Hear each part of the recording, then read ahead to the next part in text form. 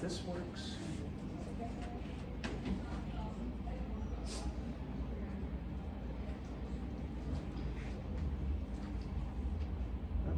Turn this on again. Okay. Everybody from the U.S., we got any international visitors here today? Where are you from? Italy. Italy. Awesome. Fantastic. Good. But some of you from the area, regionally, or Texas? Albuquerque. Okay. Southeast? Texas? Almost southeast. Okay, cool. Awesome. Fantastic. So, no, I always like when, like, especially international visitors come through. This is obviously your first time at the museum here then? That's right. In Roswell or whatever? Okay, so I would imagine it's the nature of the subject that drew you here? Yes. As far as? Okay, awesome. My name is Keith, and I'm just going to get ready to start here in just a minute, but I'll give you just a little bit of a primer. My lectures, I don't have, you're in lectures and you see they'll present a slide that'll have 3 pages of text, letter, written form or whatever, and your mind just kind of disconnects and goes crazy or whatever. I don't do that. My slides don't have a lot of words on them except for one, which then I will read it as I point it out and I'll read it to you. So what I'd like you to do is engage, keeping it simple. Look at the photos and listen to me as I'm talking and giving you the discussion on everything. So the nature of my talk today, that's the title, The Rocks Continue to Talk, Mysteries of a Cosmic Nature. Now, my talk has to do with comparing and contrasting ancient civilizations throughout the world with our own in terms of spirituality, cosmic connections, and basically meetings and experiences with gods, deities, and extraterrestrial intelligences. So what I'd like you to take from this talk here, keep this in your head as I go through the discussion here. Our ancient civilizations were comprised of human beings, just like we are today. So I maintain we are them, they are us. Our DNA is compatible with each other on a scientific basis, medical basis. So they were all of the world's civilizations were very spiritualistic. They took a lot of guidance from E.T., and I should add their gods, deities, things like that. But they all came up independently from in formulating their ways of life, their moral codes, their existence, their thoughts about reincarnation, the soul, and after this life where the soul transcends to another platform. All of these ancient civilizations came up with these same ideas, but they were geographically so far different from each other, and they were not supposed to be able to travel to know each other and things like that. But again, they were all human beings just like we are today, and we all think and thought the same way on many higher levels.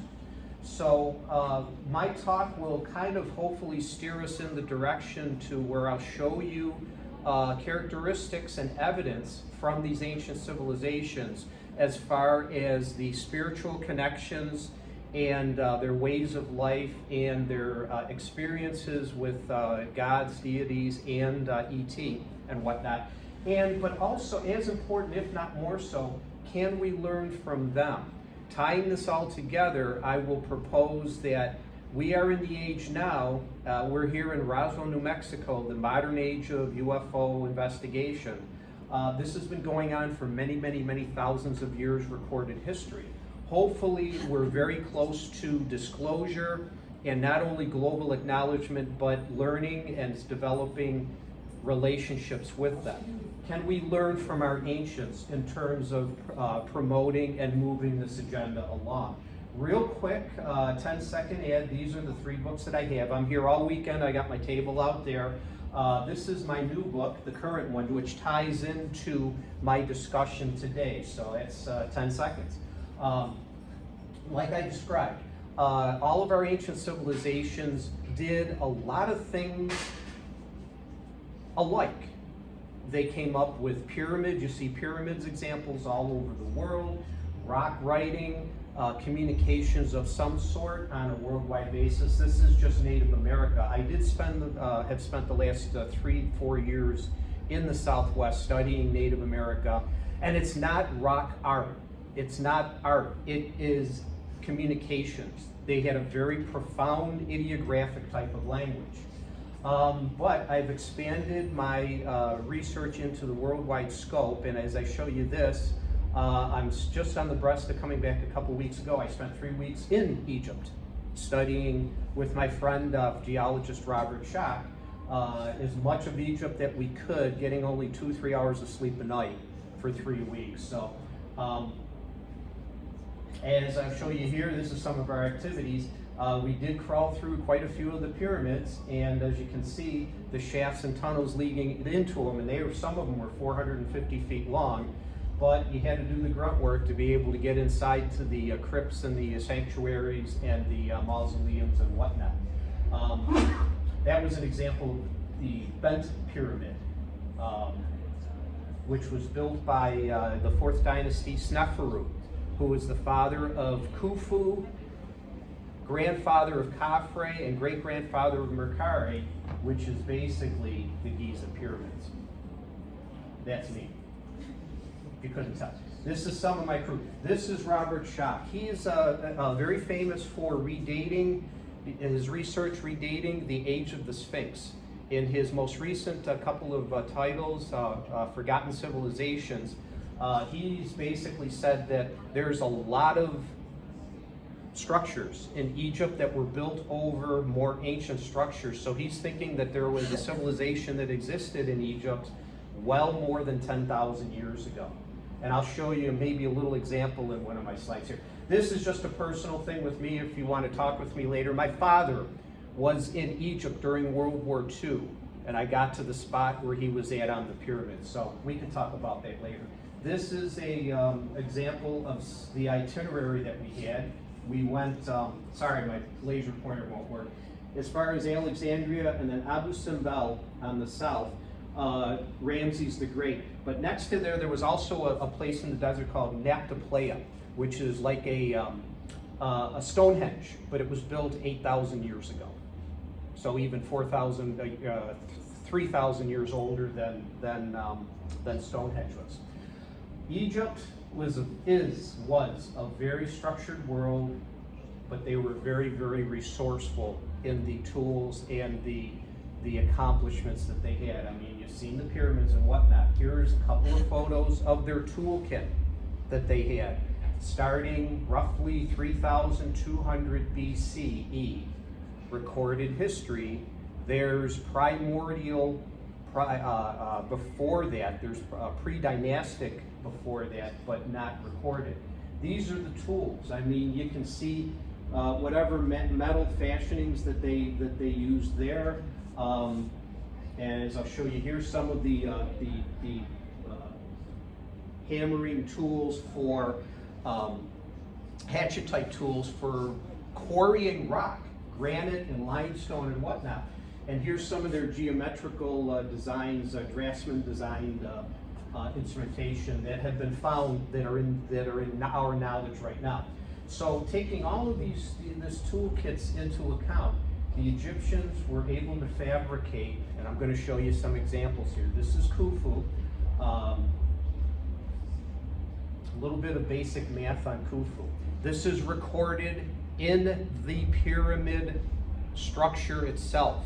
Khufu said it took 22 years to make, comprised of roughly 2.5 million stones, limestone and granite. Some of them weighing anywhere from 3 or 4 tons to over 250 tons. If you were to take those parameters, which are recorded as fact, using a 24/7, 365 times 22 years phenomenon, they would have had to quarry, refine, move, transport, and lay into final place 13 in an hour. That's roughly 1 every 4 minutes. I've tried to find an accurate population count from various Egyptologists on the population back then. a million, maybe 2 million people, and I'll throw in another million people being generous for those immigrants that lived there, amongst them the Israelites, the Libyans, the Nubians, the Hittites, and other immigrants that were actually residing as potential labor force to be able to do something like this. And how? That question is going to come into your mind throughout this whole discussion. How were they able to do with the toolkits the things that they're actually doing? Another example, unfinished obelisk. This is down in Aswan. This is Muhammad. He was an Egyptologist, cool guy.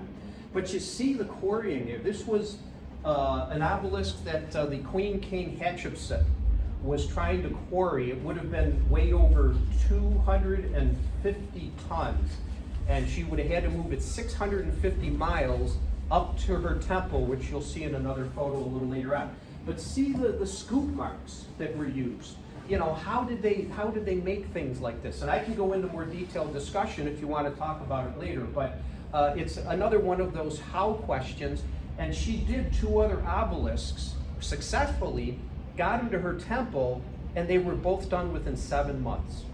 How did they do that with the labor force at a 24/7, 365 type of a thing? I mean, can you work in the dark? You know, there's so many questions around that.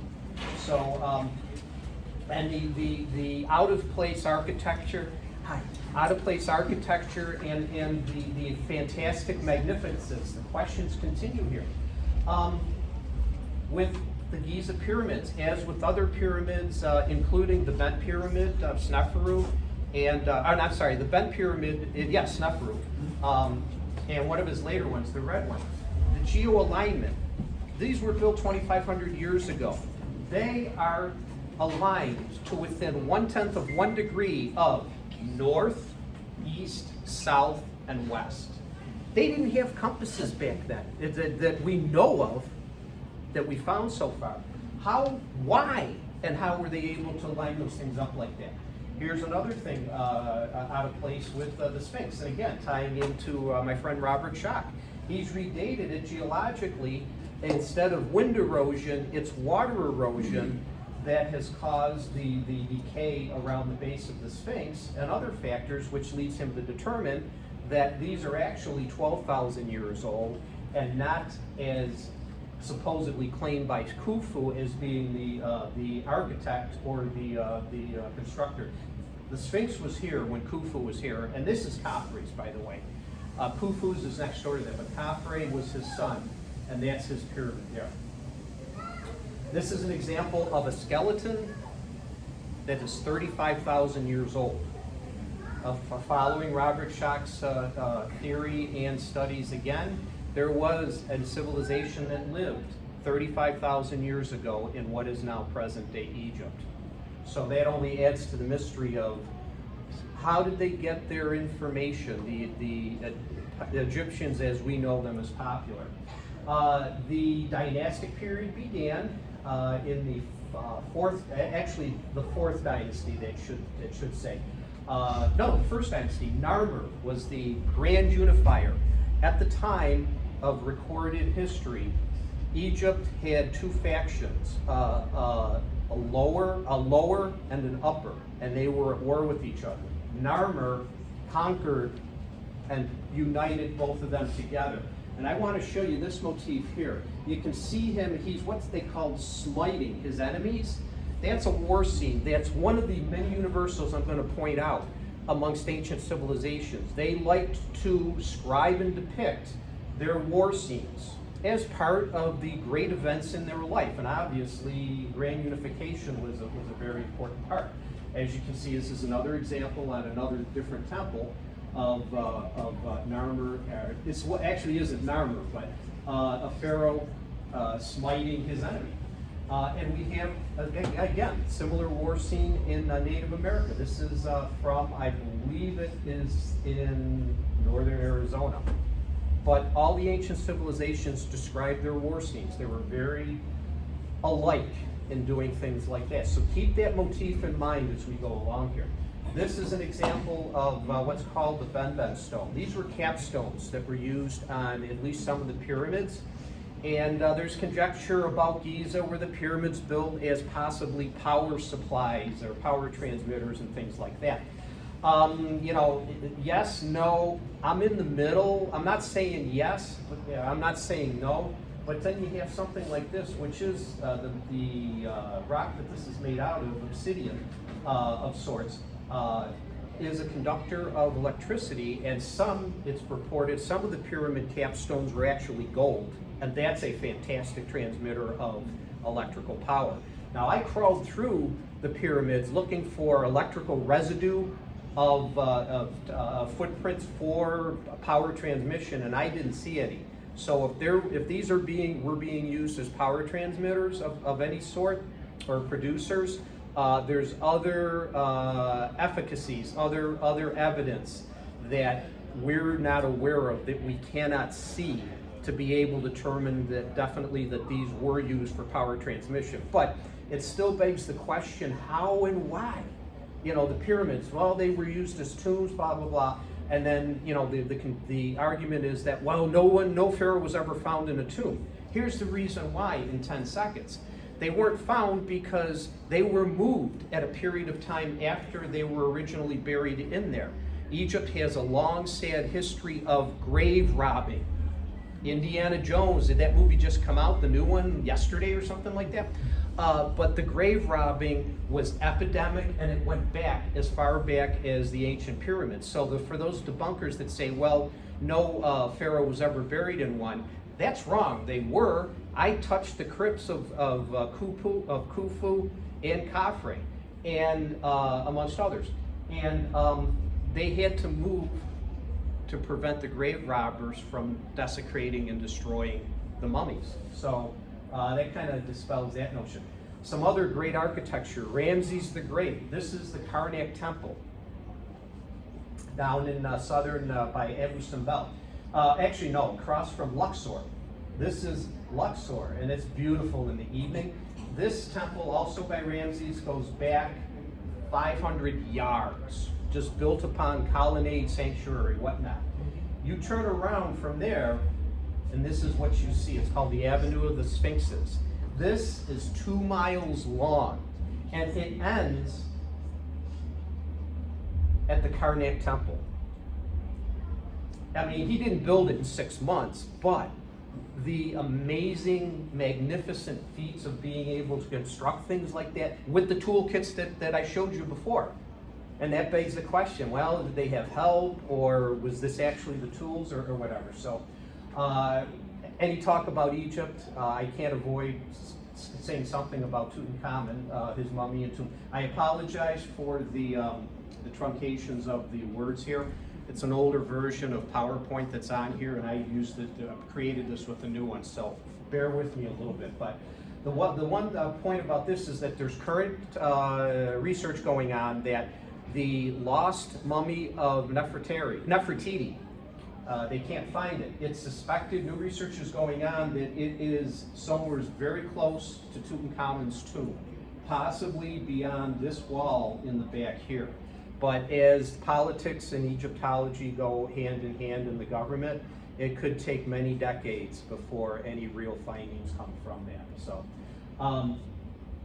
one other point here, pharaonic temples aligned. This is Osiris, actually. And these are glyphs and symbolism relating to Osiris, which was one of the pre-dynastic gods, again, polytheistic. There was actually, even in the 450 pharaohs in Egypt, a couple of female queens and kings. Hatshepsut is one of them. This is her temple, and this would have been the repository of her 2 obelisks that she floated up 600 miles up to get to the temple here. They no longer reside. They're in, I think one's in England and the other is in Rome or something like that. But modern day, they moved some of the artifacts away from there. But no discussion of Egypt can go without the most controversial and renegade pharaoh of them all, Akhenaten. And as you can see in our discussion, are there attributes to maybe not being totally human being? I can't answer one way or another. but all of his depictions are like that, as were those of Nefertiti. And as you can see here, when he passed, he popularized the notion of monotheism 1,500 years before the time of Christ. That in and of itself, with such a staid and set culture like Egypt in thousands of years of history, to come across and say, hey, we should only worship one God, the sun, Aten, that ran way counter to the whole belief and the moral system of the Egyptian civilization. So when he passed, his future descendants took great pains to destroy and chisel out any attributes to Akhenaten. They wanted no more to do with him at all. So again, I'll remind you as we go along here, keep in mind these concepts and terms, the paleoanthropology of our ancients, the universals that they all exist, all of each other, out-of-place architecture, which I've started to show you. All our ancients were very spiritualistic, profoundly worshipped polytheism, many deities, many gods, including animal gods, and many events and contacts with extraterrestrials, and I'll show you some examples here too. So, and then also to beg the overarching question, can they help us today? More out-of-place examples.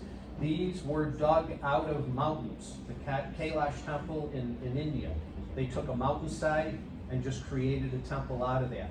Petra in Jordan, which I visited for a couple days after my Egypt trip, just a few weeks ago.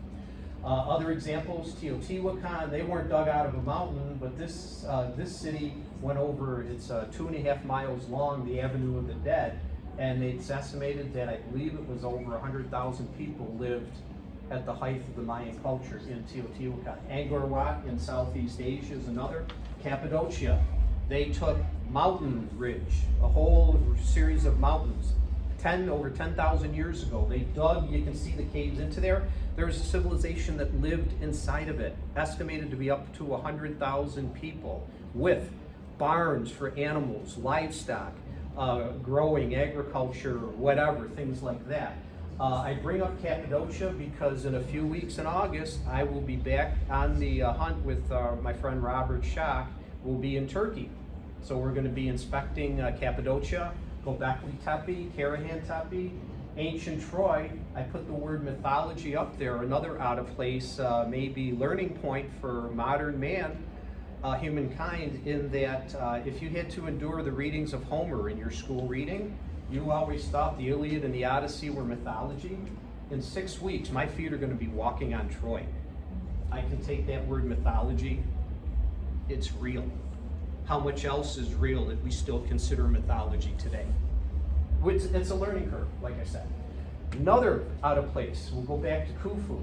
I'll show you this. This was part of our crew. We went through the tunnels and we ended up in, let me move over here. We ended up in the subterranean chamber. That's where this photo actually is of us there. So we were there and I was getting ready to take the photo, and all of a sudden I started hearing chanting.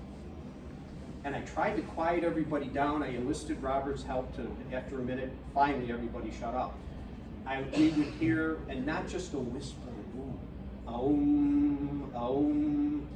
And then one of the other members in our group grew up in Egypt, so she knew Egyptian and an old Egyptian meditation chant. So we heard for 4 minutes straight, aum, aum, and then the chant. The outboard part of the subterranean, is 90 feet below ground surface, solid granite. The King's Chamber, where our other group was, is 140 feet above ground level, solid limestone. There is no shafts or airways or anything like that, straight up, straight down. How did we hear through 230 feet of rock? Not just whispering, but loud chanting. This was a double-blind experiment. We didn't expect, or we weren't planning this.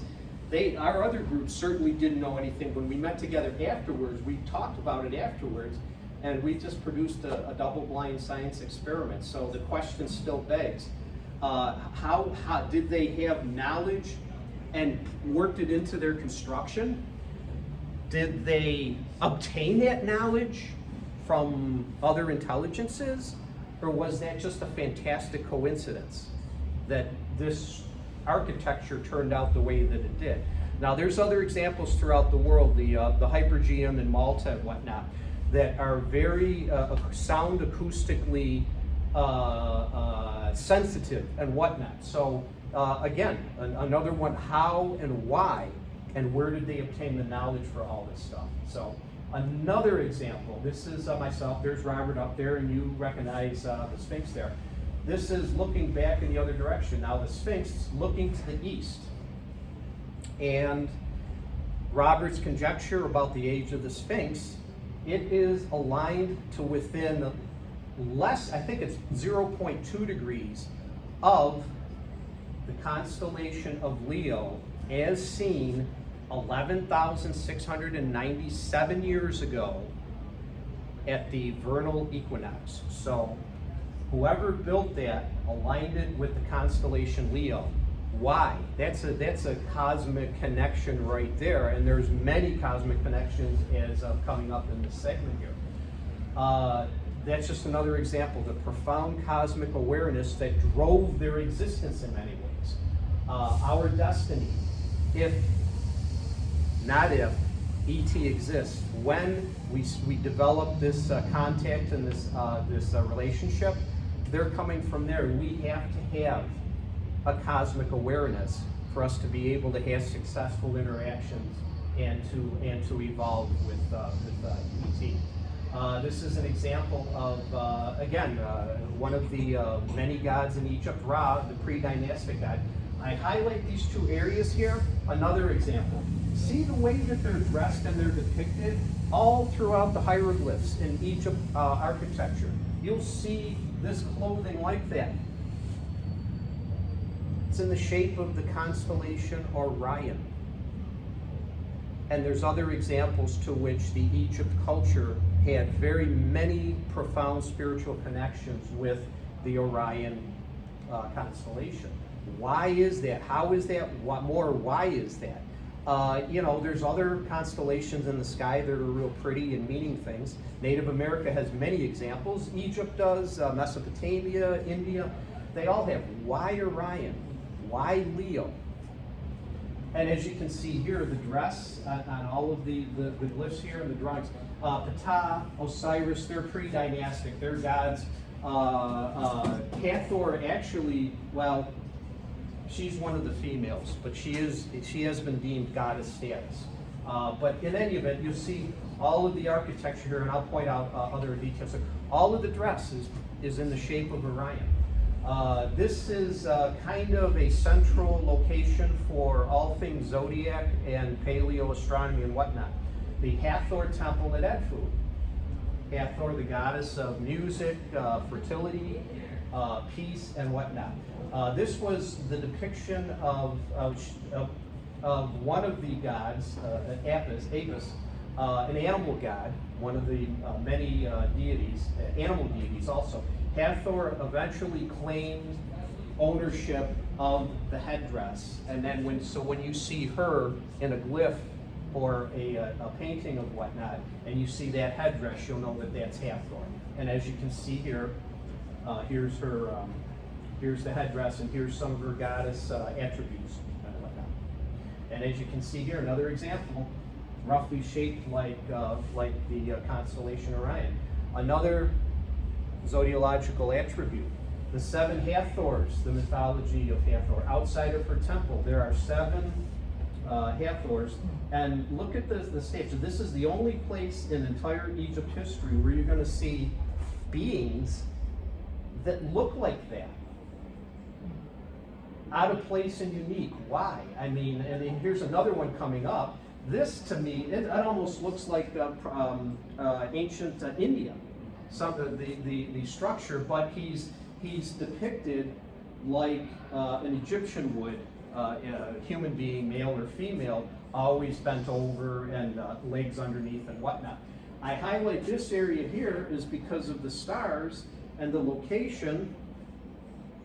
Let's go back here. The Pleiades, another seminal, important constellation that drove the culture and the existence of ancient Egypt. There's Hathor once again. This is an example of the funerary practice of when a pharaoh or a royalty member passes into a new existence. They descend into the underworld for a brief period, and then upon examination in the Egypt part, there were 42 questions of Osiris that the deceased had to answer correctly in order for his soul, his Ba or his Ka, to transcend into the cosmos, into the heavens. All of the ancient cultures have that. Christianity has the 10 Commandments. Native America, it's believed all the deceased went down into the underworld for a brief period and then transcended into the sky, essentially the Milky Way and whatnot. All the ancient cultures had this. But again, this particular figure is the only place in Egypt history that you can find it. I highlight this particular area. This is another example of the Orion motif on the dress. These are antennae above an Anubis-looking type of dove, and that's pretty unique too. Why antennas? Anubis has the pointed, and an Anubis is a real animal. And I'll mention the Anubis just coming up in a minute or two. Also too, they, as I mentioned, Egyptians also venerated and adorned the animal kingdom. There are many examples of animal deities, Anubis for one. That's a baboon, and I'll show that in another example coming up in a minute. But there's the example of Orion again with that. And here's our examples again in the Hathor temple, and the star map, the attributions to the Pleiades system. Many of the ceilings in many of the temples throughout Egypt are adorned, and the temples mostly are for funerary purposes. So the pharaoh, the various rooms were built for the pharaoh's final resting place, and adorned on the ceilings, the walls, and sometimes the floors.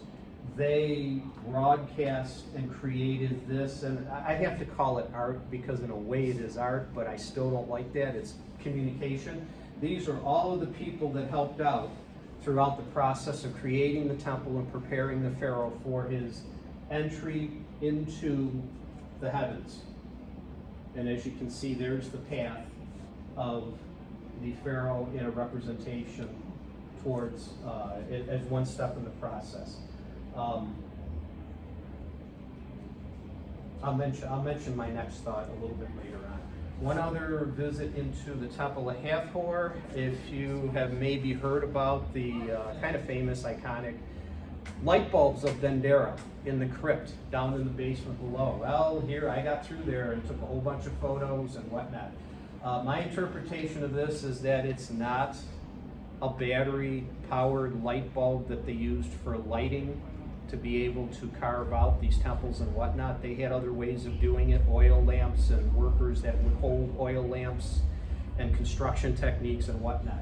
This wasn't a battery. I believe that this was a representation, without more study, this is my initial guess, that's a representation of, I mentioned a minute ago, the Great Rift, the Milky Way. When you see Sagittarius out in the night sky, the center of the Milky Way galaxy, the Great Rift is where it's expected that universal amongst ancient civilizations, that the pharaohs, the royalty, the chiefs and whatnot, their souls transcended into the Great Rift. One other constellation that's very important that I don't mention here, I will mention in a minute, Cygnus in the night sky was a very seminal part. Funerary mummification. Let's circle back to the Anubis real quick.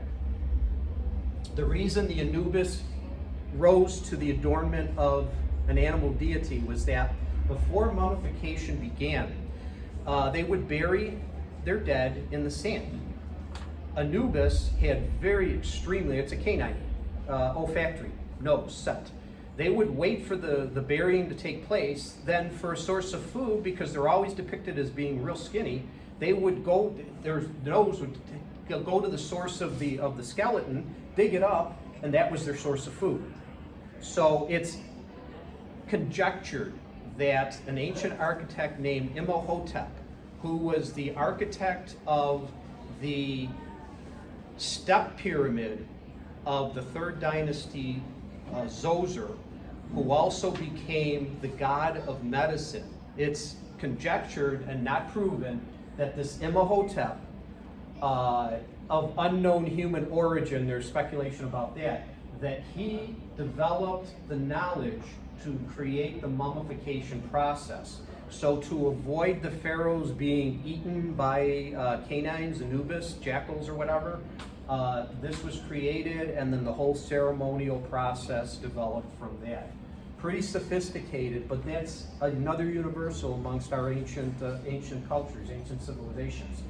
This is an example of Tuna El Gabel, animal worship. There's the crypts where they buried their animals. The baboon shrine, and as the photo there, or the image that I showed you before about that. Another example here of the Anubis, the mummification process. Cynocephaly, which is the characteristic of depicting a human body with an animal head, and specifically a canine animal. Unfortunately, in Merriam-Webster's world, we don't have a definition for the reverse, the animal body with the human head, the Sphinx. There's no term that's universal or being used for it, at least in the English language. There might be in others. Another universal, and a transition over to Native America here, has to do with the thunderbird, the great birds of the sky, which were deified in many ancient civilizations, but which held very, very much power and sway over the destinies and the predictions of the observers, whether it's helping. They experience a bird flying through or whatever, a description, they're in a problem, they see this bird, they know what direction to go to avoid the problem or to fix the problem or whatever. But very spiritual, very profoundly important to their civilization. And as you can see, that's an example in Egypt. This is an example in Zoroastria, which is pre-Mesopotamia. So that's even 1,000, 2,000 years before ancient Egypt. This is Native America. So as you can see here, we're going to transition a little bit into Native America, but kind of the bridge here. Again, I'll bring up your thinking points. The paleoanthropology of our ancients, the universals that I've showed you some of them that exist between, the spiritualism, the deity, the ET contexts and experiences and developments. And as you can see here, these are all out of place. I'll show you, yep, I can go through these here really quick. So again, they were a very profound devotion to ritual, ceremonial, spiritualism, cosmic connections, and that they had many contacts with other intelligences outside of humankind, outside of planet Earth. We revisit the Pleiades, the Seven Sisters, and all the other constellations except for Cygnus and the Great Rift, which are also very important. I brought this up to you in one way. It was inscripted on one of the pyramids, and I don't know whether that's a hoax or not, but that's not the main point. I just want to show you the out-of-place architecture. Look at this joining of the stones. They never used mortar at all. Okay, those stones you can't fit, and we tried. We didn't have a razor blade, but we had a dollar bill and we had an Egyptian pound note. We tried to fit those inside those cracks, and you can't do it. And these are built 4,000 years ago or more. How? How did they do that? Just amazing.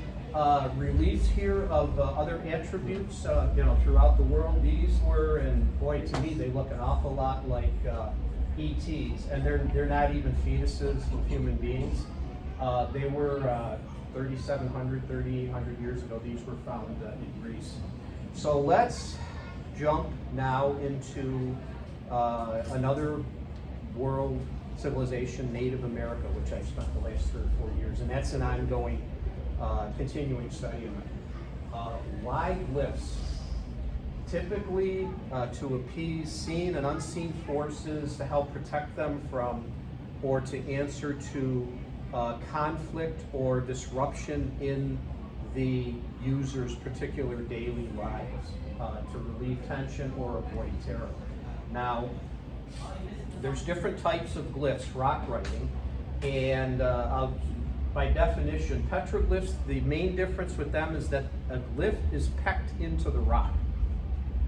It's whatever is used to do. A pictograph is painted on. That's the only difference between the two. They're all rock writing, and you'll see interspersed, interchanged amongst them. Geoglyphs are technically petroglyphs, but they're so large that they cover, you can't really see them from the ground, you have to see them from the air. Some exist in North America, a lot exist elsewhere, South America, Australia, and they're finding more. We're not too much involved with that. Egypt, they used a combination of hieroglyphs, petroglyphs, and the other word should be tying in with cartouches. The Egyptians had a language, a phonetic language of sorts. And I'll mention the difference in that. Give me just a second here. Some examples from ancient cave paintings in Europe and whatnot of looks like UFO craft of a sort, as much as 32,000 years ago. This is part of my finding. This is somewhere in New Mexico, actually, close by. This looks like to me a parrot or a raven, and this looks to me like a spacecraft. And I'll come up to this in a minute. I've got another slide and I'll give you the explanation on that. Again, why glyphs? To appease seen, unseen, and or deified forces that occupied life with uncertainty. The various styles in southwestern United States, the earliest ones are the archaic, and they date back basically to roughly 8,000 BC, and they became extinct pretty much forward to about 2,500 BC. Barrier Canyon is a special version of existence at the time of the archaics. They existed roughly 4,000 or 5,000 years ago, but only in a specific geographic area, and for you, in eastern Utah. It was a very regionalized. So there's where you find, this is Sago Canyon, the Great Gallery in Horseshoe Canyon and whatnot. These are pictographs. These are all paintings. I'll mention this thought in a minute also. Lots of thoughts going on. More towards modern terms, there were three versions of the basket maker style, which started roughly about 200-300 BCE and continued on roughly till about 1200 AD. The Fremont, which is pretty much throughout Utah and northern Arizona, which existed concurrently with some of the archaic and some of the Barrier Canyon, 2000 BCE until one of the most, noting, spirit ghosts at the top. Quick point about interpreting reading panels and decoding, which I'm going to give you a couple of examples coming up. You see this panel here, and then you see along the top the ghosts and whatnot. When you see a panel, hopefully you'll get, I'll encourage you to go out and check out some petroglyph fields and stuff, panels. But when you see a panel, often it's not just one story that's being told. The panel is their limited source of a palette material with which to scribe on, okay? These contain stories from many hundreds or even 1,000 years because they had limited space with which to do their work on, okay? So don't misinterpret and say this was all done at the same time at one time by one hand. Nothing further from the truth. These are segmented into different areas, different times. There's a temporal nature to this. The Anasazi, real quick, they were a very popular group that coexisted with the end of the Fremonts and up to roughly about 1200, and the basket makers also concurrently. The Utes took over popularity roughly about 1200, and the one thing I didn't mention was there is in the 1200s, a Pueblo style, which I've got a slide up here, and I'm going to mention the Pueblo style coming up in a minute. But let me take you through a survey of basic instruction on how to decode.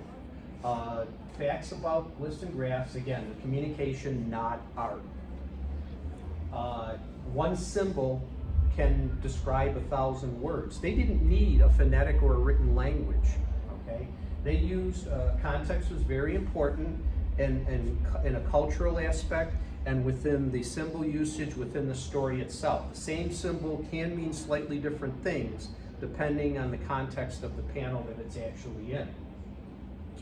The purposes for particular symbolism or semiotics or whatever to telling a story is to identify, to describe, or to create value. Now, creating value is more of an economic type term, and I'm not really interested in doing any research in that, so we'll just pass by that. All ancient civilizations describe what they saw. They were all human beings, like us today are all human beings. We described what we saw. The witnesses to Roswell described what they saw. The ancients described what they saw. The Egyptians came up with the zodiac, the zodiac map along the ceiling in the crypt of the Dendera temple. This is dated actually to be way older than 3,500 years. This is expected to be up to 10,000 years old. And that was a description of the zodiac sky in existence back then, the night sky. This is a modern day example of my point here. Does anyone know what a cargo cult is? Okay, good. Most of us don't. In World War II, the native indigenous in the Pacific Islands, they, real quick. I saw that in Chariots of the Gods. Okay, right. They saw the Allied soldiers flying in their airplanes and sailing in on their boats. My God, who are these people? They unloaded foodstuffs, crates of food and tin cans, building materials with which to build houses. And the natives thought these were gods, deities. And they kept bringing food, they kept bringing housing materials and whatnot. Then one day, all of a sudden, all the soldiers went away. And the natives thought, we did something wrong to these gods, we've got to attract them back. This is the result of that. They built monuments, shrines, if you want to call them that, but this was the cargo cult, is they built replicas of the ships and the planes and the people. There were some people actually constructed too, soldiers, in an effort to attract them back so that they could keep getting food and efficacy where they can continue survival in a very good status, food satisfying, housing satisfying, and whatnot. That's happened today, and there's still some that actually exist today that think of maybe you and me as gods or whatnot. So that thought process existed way back in our ancients and exists today also. Another universal example in their moral code way of life is a tree of life, tree of knowledge, flower of life.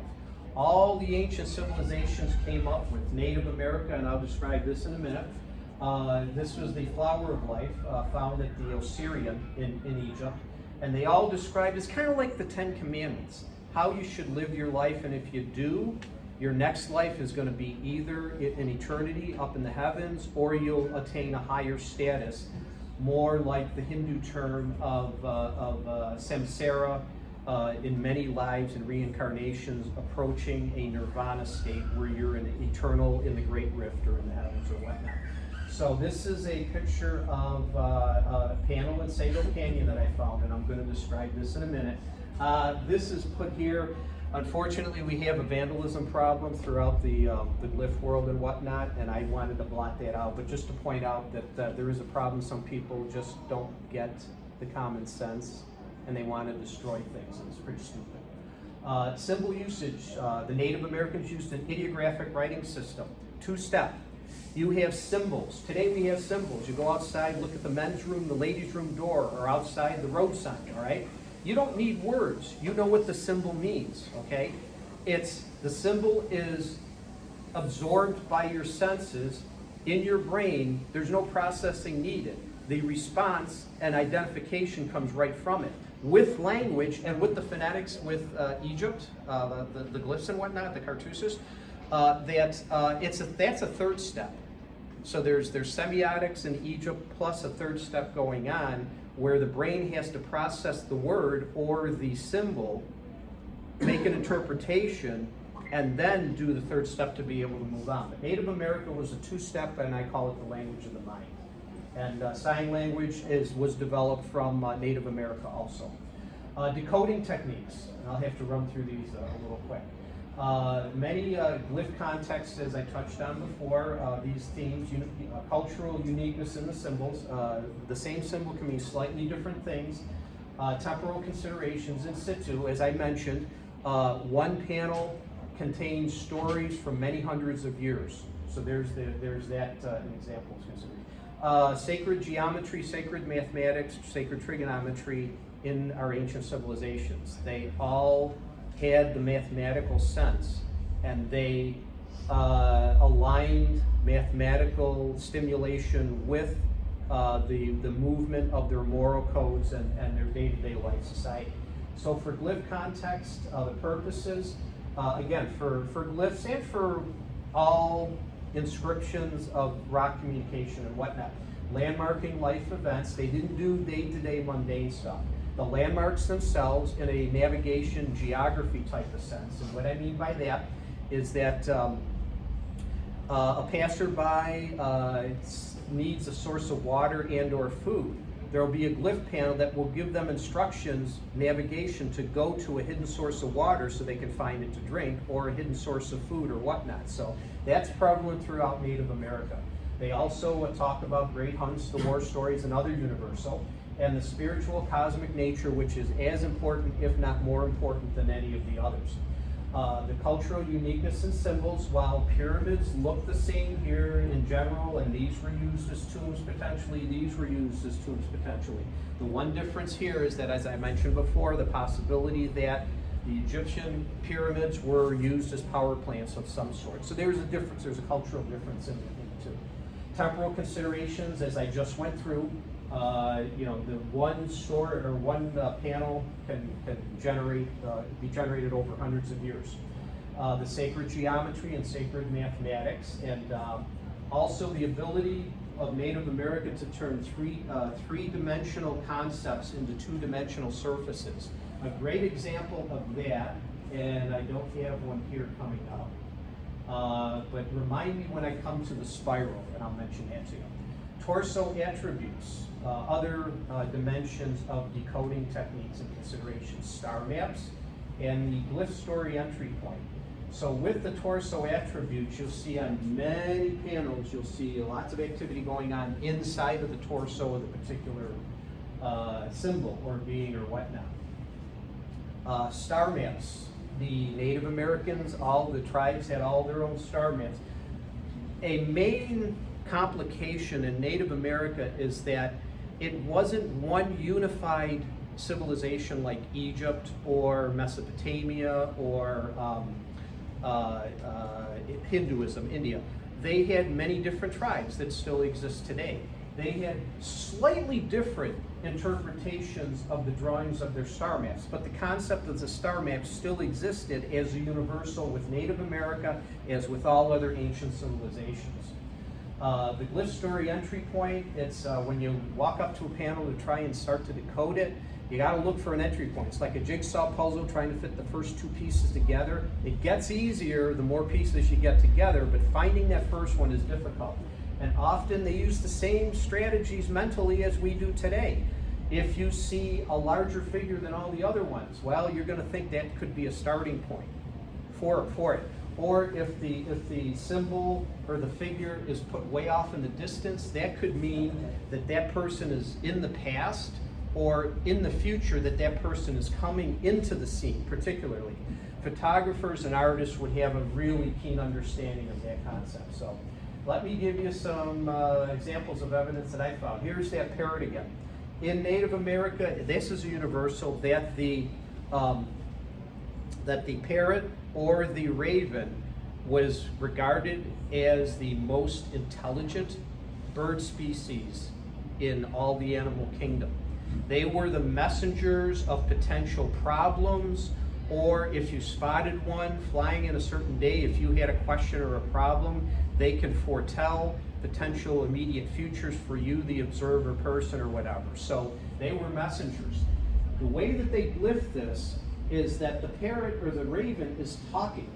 You see this circle, but it's not a complete circle. It's actually going around and ends at a certain point. This is directing you to go to another side of the rock where that exists right there. This is a simple story. This is a one-off type of a thing. We don't have to worry about the temporal considerations with that. A crab. Other examples here of potentially, point this example out. When you see a humanoid or a live biological figure sometime that's upside down, that's typically depicted that that person is deceased, whether it's a human or whatnot. Additionally, you see the big hole, the black part in its head. That adds to this particular story that says this person is dead because this person's brain, they didn't think their way out of the problem. They were dumb, whatever term you want to use for that. So this being died because their brain, they lost their brain, they were dumb, they were stupid. But then you look at the rest of the panel, well, what caused that? And you look at this and it's like, all right, boy, it doesn't look human. It looks something other than human. So this is an example of another. This does not look like a human morph of any kind. A particular story here, another example. Here's the person, the outline. This person died. Well, here's maybe the story, the end story of what happened. This is representation of climbing up a mountain or into a higher space. This is an example of a star. This could be an example of a comet. I'll say a comet, not an asteroid. This is a depiction of a tortoise, which in Native America signified long, stable life. Above here, on the top here, that's the Great Spirit. That's a universal amongst Native America. This, I believe, is the UFO. This is an example of the Great Rift, or the Milky Way, Sagittarius. This person died. He had a very long life. His soul was able to ascend into the stars to where the Great Spirit then asked him, remember I brought up Osiris and the 42 questions for when a pharaoh died? The pearly gate, so to speak, your soul has to stop in purgatory and be asked some questions before you're allowed to go to heaven. That's a replica of what the Great Spirit is, those questions that must be asked of that the deceased soul. Once he answers those questions sufficiently, did you live a good life? Did you not cheat? And all those other things. Then the soul was allowed to permit into the Great Rift, which is their representation of heaven. Another example, Quetzalcoatl. And I mentioned the Pueblo style of rock writing in the 1200s. The Mayan culture in Mesoamerica disappeared all of a sudden around 1100, 1150, 1200. There's a groundswell of support that says that a lot of them migrated up north into the United States proper. Here's an example, and I've got other examples, and this is actually in Three Rivers, just down the road from Roswell here. Here's an example of a person deceased, but there's the Quetzalcoatl. So why, they're collecting up evidence to try and determine, did the Mayan culture eventually migrate up? And is the Mayan culture, can it be synonymous with the rise of the Pueblo style of existence, architecture, rock writing, and things like that? There's still a lot of work to be done on that. This is an example I saw in McConkey up in northern Utah. That looks like a non-human figure of some kind, undetermined. Here's other examples. Here's an example of the three-dimensional into two-dimensional artistic space. This is a spiral. Picture a spiral being drawn in a clockwise rotation. The 3D comes in. This is an example. The spiral and the clockwise rotation starts at the inside of it. That's a universal Native America, which means that the figures associated with that are going down for some reason. If the spiral's clockwise rotation starts at the outside of it and comes in, that means that the associated symbols with it are going up. That was their answer to three-dimensional interpretation in a two-dimensional surface. These bright lights here, these lines here, indicate that the something was very, very bright and moving in a downward direction to be able to help finish the story. Here's a human being. This is not human. It's something other than human, undetermined. So there's no immediate answers to that yet, but here's an example. These, I believe, are both human. There's a star up there, and that could be meaning their ascension into the heavens after their lives are over, or something. There's just not enough there. So let me go. I don't have much time here, but into Sago Canyon. Here's an example of one of the stories, and they also use, Native Americans use color as an attribution for aligning parts of the story. These two figures are brown, these two are red. The two red ones, they're, to me, that there was some kind of a battle or war going on. This particular figure here, who doesn't even look human, has the head attributes of some kind of a god or creator god is depicted. This here is an example of a weapon that they used back then called an addle-addle. It was a precursor to a crossbow, bow and arrow. But the addle-addle you used in one arm, you had your quiver, your arrow on it.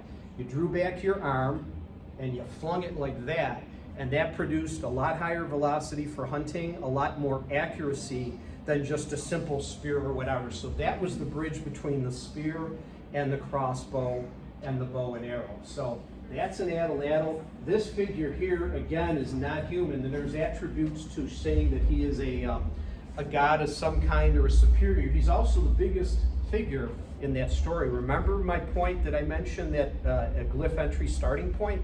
This is the biggest figure, and his, you can't see, it's difficult to see here, but he's got arms coming down, and the way that they're drawn basically says that it's a warlike depiction of whatever, and that this being drawn larger, higher than the other ones, to me, the battle was waged, and that this side became victorious for whatever reason, this side lost for whatever reason.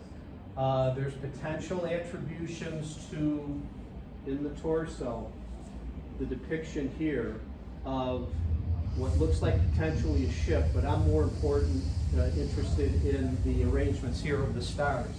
And as I mentioned, Cygnus was a very important constellation in the zodiac throughout Native America, as is Egypt and the rest of the world. So my last point, the Tree of Life. This is on another panel that I found in the Sago area. Tree of Life, a universal, the Anunnaki and the creation story of Enki, where it's suspected that humans may have been genetically engineered or whatever. I'm not getting into that point particularly, but these are depictions of the Tree of Life, and they're codes of moral conduct and way of life and whatnot. The Abydos, the flower of life in the Osirian, also had the same concepts associated with it. Other examples throughout the world, Hindu at the top, the Bodhi tree, path to enlightenment. Egypt, as I mentioned, the flower of life, tree of knowledge. Christianity, the Garden of Eden, the Genesis and the Old Testament. Judaism, the Kabbalah, and another universal good versus bad theme in all cultures, even today. So they're us, we're them. We think the same ways, we held the same values or morals, although today I think we're missing some of the boat on that, but I'll get to that in a second. Again, the geometry, sacred geometry involved. This is the Native American version of the Tree of Life. I don't have time. Let's just run through here. The Tree of Life. These are the various aspects of how a person then should have lived their life to be able to have their soul ascend into eternity. And these are the how I put this. These are the aspects that I think we're deficient today. Boom, boom, boom. We're wrecking our planet geophysically. We're still wanting to kill each other all the time. We're still over competing all the time. that runs counter to harmony and balance and peace and grounded roots and whatnot. So here's the tree of life. As you can see, this is just the story within itself. This is other stuff. Those ghosts above are even potentially part of this story, but done at a different time. The tree of life is basically divided into three worlds. You've got a sky world, a terrestrial, and an underworld. All the ancients held that the deceased soul would temporarily go into the underworld to be then pass through the pearly gates or the 42 questions of Osiris or whatever, pass the test, and then proceed into heaven, into the heavens. In some Native American cultures, they were created from the underworld as the potential fourth cycle of life for human beings and for them. So the underworld is more important to them. But as you can see, the drawing here, this is a depiction of a person who, this arrow into the terrestrial world, he's looking for the tree of life. He's looking for the entry point into that. And this is a representation of a papoose, and there's another one just over, and you'll see that in a second. And this is an animal that is actually, the lines being drawn upwards indicate that they were rising up from the underworld, seeking the tree of life in the terrestrial world and the moral codes that go with it into there. And then when they passed away, their soul would transcend into the sky world. Now, one other aspect of this is that these other dots here at the top represent a star map. And my best guess here is that Perseus and Andromeda in their circumpolar zodiacs in the night sky. And this is possibility that the knowledge that was given to these people, Native Americans, potentially came from contacts in the Perseus and or Andromeda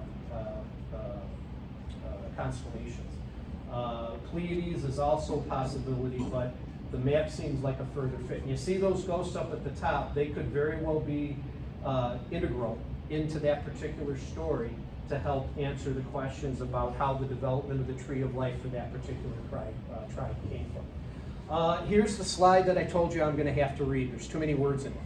We need to learn from our ancestors about practicing both an earthly and cosmic existence. ET is waiting for us to develop these traits before they make permanent, lasting contact and relationships.